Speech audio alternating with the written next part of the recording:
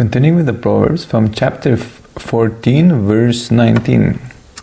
The evil bow before the good, and the wicked at the gates of the righteous.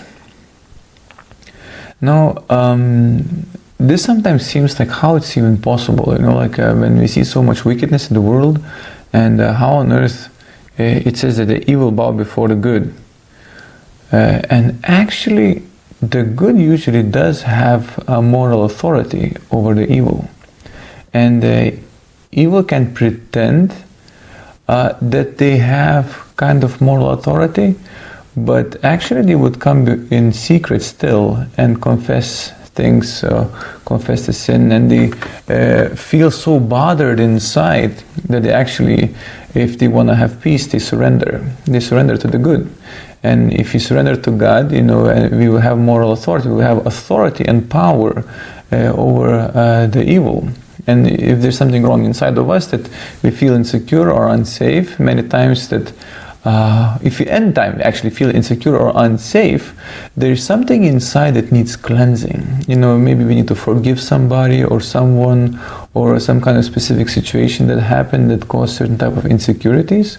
So we can go in front of the Lord, humble ourselves, and if there's some trusted brother or sister or whoever, that is can show unconditional love, actually that helps cleansing, and then we have the righteousness in our heart, and then we become in right standing before God in a specific area.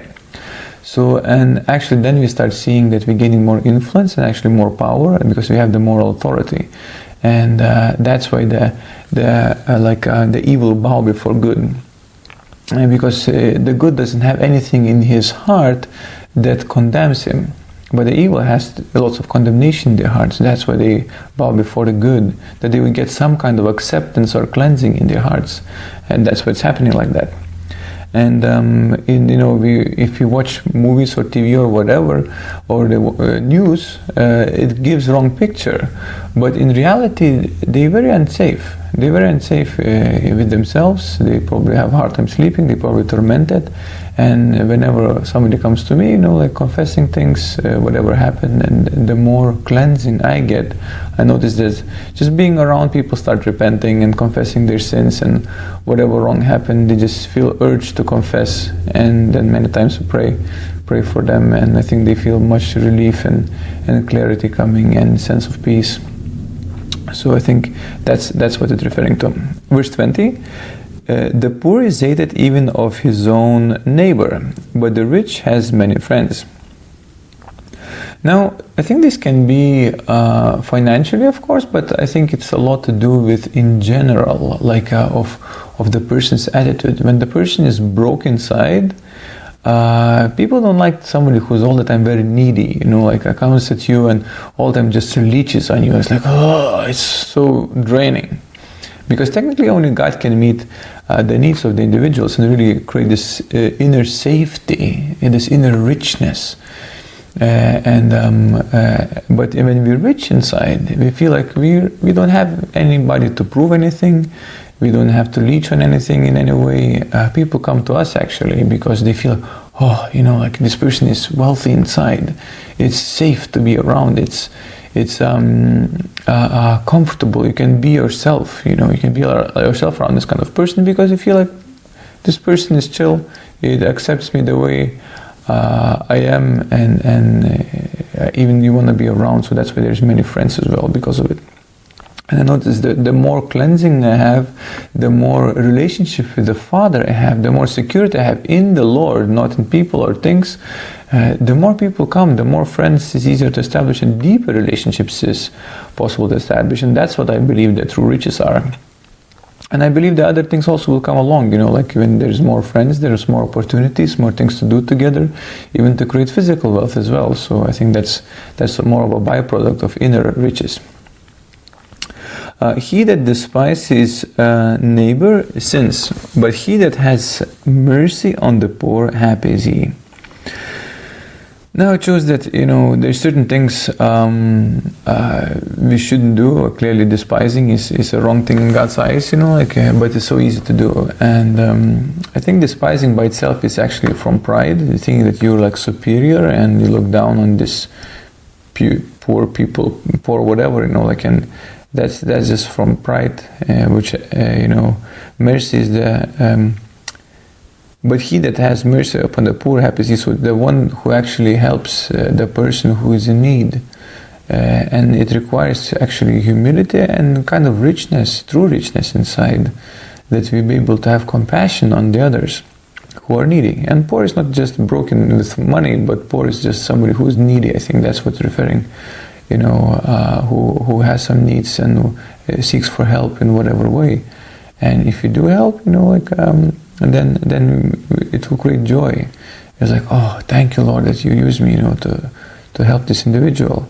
And it's very nice, actually. Verse 22, do they not err that devise evil, but mercy and truth shall be to them that devise good. So it's a funny thing that it kind of puts in the question, sort of, are they not in like a mistake that they devise evil? So it's sort of like very,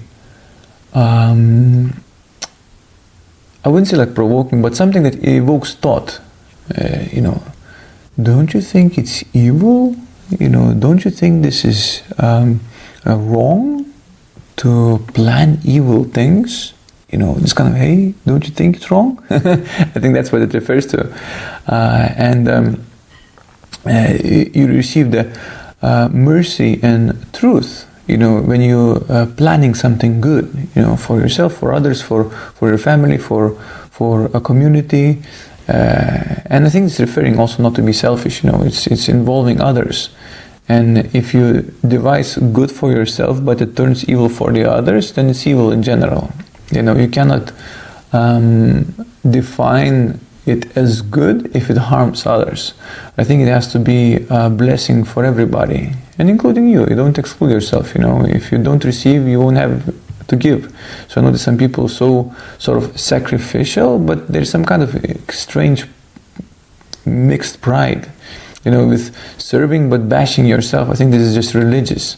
And I think the Lord includes everybody. He wants to bless you and everybody around you, So I think that when you focus correctly on the others, Lord will bless us as well. And we don't reject the blessing. Because whenever we bless others, somebody will want to bless us as well. And we accept that and thank God for it. So that's very important, that there will be a flow. Because if you're the only one who's giving, and you don't allow yourself to receive, and others want to help you or give as well, then you cut off the blessing from the others, because it's a joy to give. Yourself, if you're a giver person who gives time and money and effort, it creates a joy inside of your heart when you can give. So don't cut off others from the blessing to give and bless you and help you whenever they want to, because you want to help them to help you as well. And that's actually where real blessing comes into being, because then it starts to flow, flow to the Lord, to you, to others, to the Lord, to them, into you, it's a healthy flow. And this is what I wish for you, this is what I pray for you, that you actually be able to be open, be helped, and to help as well. This is what I may share with you today, and God bless you.